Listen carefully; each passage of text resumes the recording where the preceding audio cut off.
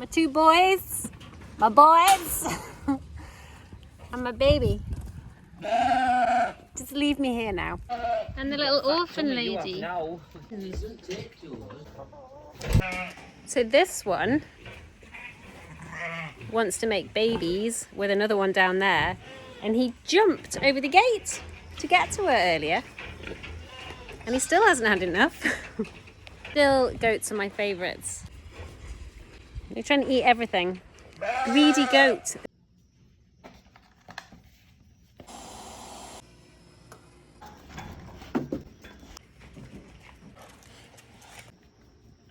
He hasn't left my side this morning.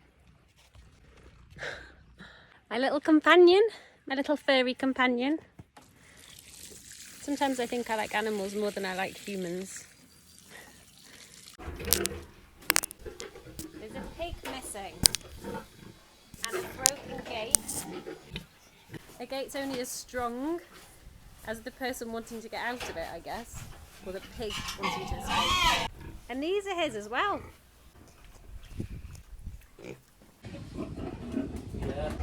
Time to feed the pigs. I've been thinking a lot about the whole concept of luxury and what luxury is. And, you know, staying in a fancy hotel, in a big bed, in a city where you have air conditioning, Wi-Fi, and all of your needs met. Versus this, where I'm wearing borrowed clothes, standing on the side of a mountain, sweating, outside all day in nature, and you know, there's no convenience store. If you don't have something, you can't get it. There's no online shopping, the Wi-Fi doesn't work at night.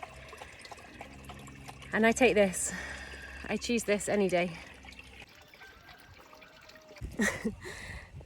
I stayed in a nice hotel by the airport in Bogota, and some people may see that as luxury, but actually to me it felt like a cage, because the water's still coming out.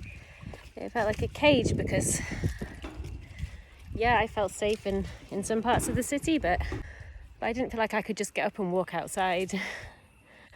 And here I do. Here I feel free. So to me, feeling free is the ultimate luxury. And I never take that for granted. I feel beyond grateful to be here right now. And not everyone has to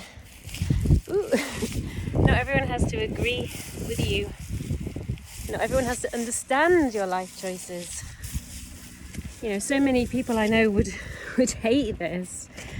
I'm like dirty and sweaty and but I love it. I'm just with animals all day, outside, a lot of the time in the shade, fortunately, because it's very hot here. Learning new skills. You know, I'm 47 and I thought I was stuck in my old job forever because I didn't have any other skills, and then I trained to teach yoga, but right now it's weird. I feel like my yoga is for me and I still practice every day, but my yoga is for me. It's not for show, it's not to achieve anything, it's just to connect to my body and my breath every morning, to show up for myself, to be kind to myself. I feel like now is the time for me to learn, because this lifestyle where you live sustainably and you grow your own food and you have animals and you work in harmony, I think, with nature, is where I want to be. I don't want to be in a box in a city. So I'm this time is for me to learn, and I learned so much where I was before, so much, and now I'm learning more every day. Every day I'm learning. Every day I feel like I'm growing. And living in community, I've been in some shared spaces before where for me it just didn't work, because we were just on really different wavelengths. I thought somewhere kind of a nature eco place would be quiet at night, and I would I go to bed early. I thought, oh, I'm going to be able to sleep. But then other people there wanted to play music and eat dinner at like 11 o'clock at night. And I'm not saying that there's a right or a wrong, we're just different. And when you live in community, I feel there has to be some give and take. There has to be some compromise by everybody. And yeah, so the last place I was at was amazing because there was a rule of that you had to be quiet between a certain time of night and a certain time in the morning. And here as well, everyone, it just so happens, everyone wants to go to bed early. But then, you know, there will always be, not always, but always is always wrong. A lot of the time there will be conflict when you have people cohabiting. And depending on the personality type and who's there, you learn to navigate that conflict. Or for me, I've said this before, if I feel really uncomfortable, I would just leave somewhere. But I feel really grateful that here everyone goes to bed early and I can get up at sunrise and do my yoga, and that's respected. And yeah, so everything is a lesson. Some parts of this life are more glamorous than others. I'm just sweeping up all the uneaten chicken food because they're actually quite fussy. But if you asked me, and someone asked me this a while ago when I was somewhere else, if I'd rather be in my old life right now, working in a hospital, commuting to work. No. I'd rather be sweeping up chicken shit and trying to work out how to separate pigs and learning to milk goats. I feel like I'm alive. One thing I've learned, or several things, rabbits don't seem to like carrots. Chickens don't like greens or onions, but they love maggots. And pigs apparently don't like carrots either. Avocado skin is bad for all animals apart from pigs. Yeah, it's quite useful information sometimes, but they all seem to like corn. All of them go crazy for bread, like crazy. Yeah. So I'm just putting the onions back for the goats. A bucket of goat's milk. And look who's here. Massive pus-filled thing on her back. Still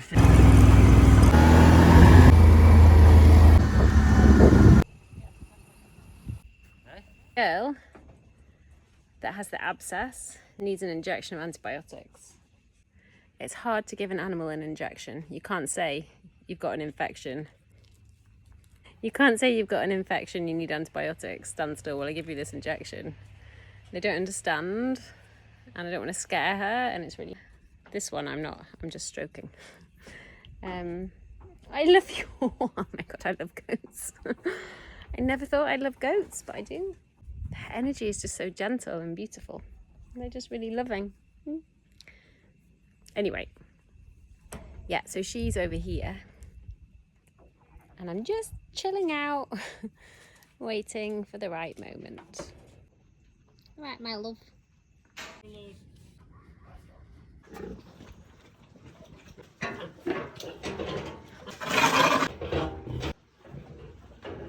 Today, one of the goats has got a lump on her back and we squidged it and it felt like it had fluid and stuff inside it, so we had to cut it open, and it's quite difficult cutting through the skin of a goat. It's quite tough and obviously you can't explain to a goat what you're doing, so but loads of pus came out.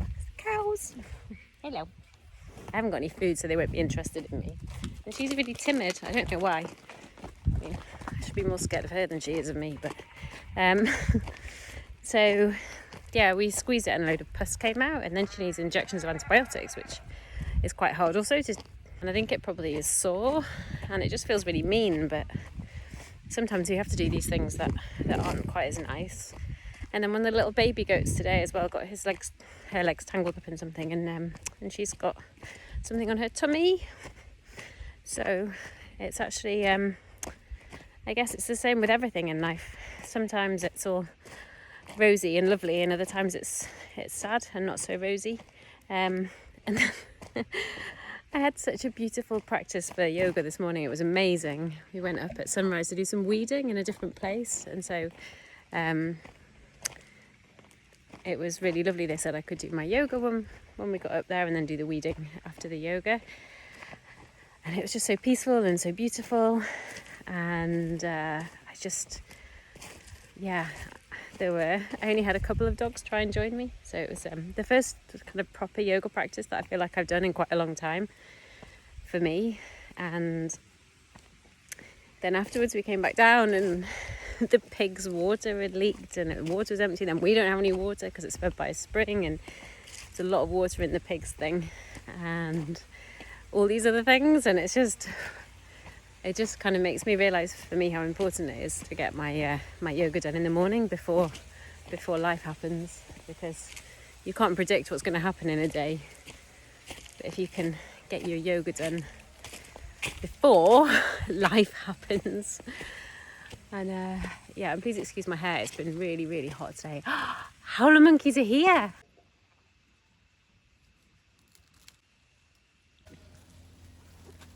And then you see a load of howler monkeys and everything is okay again. You can see the monkeys when the light's really rubbish. And they're all in the trees, so it's really hard. But they're amazing. Never been this close to a howler monkey. Look, they're just there. They're amazing.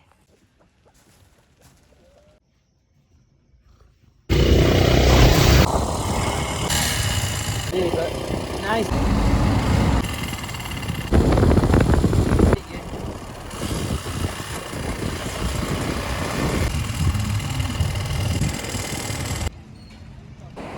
First day off, and I'm very, very grateful to Anthony, who has brought me here.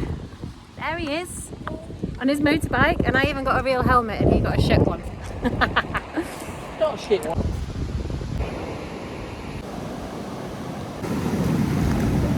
I always walk into the seat bracing myself for it to be freezing cold, and it's not actually that hot.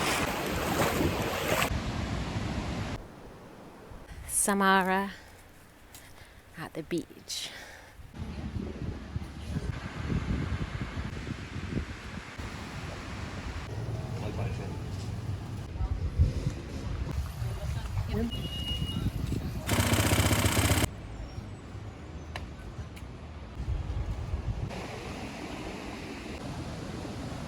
We were in Samara, but we just come here to play a Carrillo. It's very beautiful. We were just at a place called Samara, and I looked on the map and there was a place a bit further along called Carrillo. It's totally different. Samara's full of tourists and shops and people, and this is full of people but in a different way. It just feels really different, and it's very, very beautiful. I highly recommend it. About 10 minutes further along.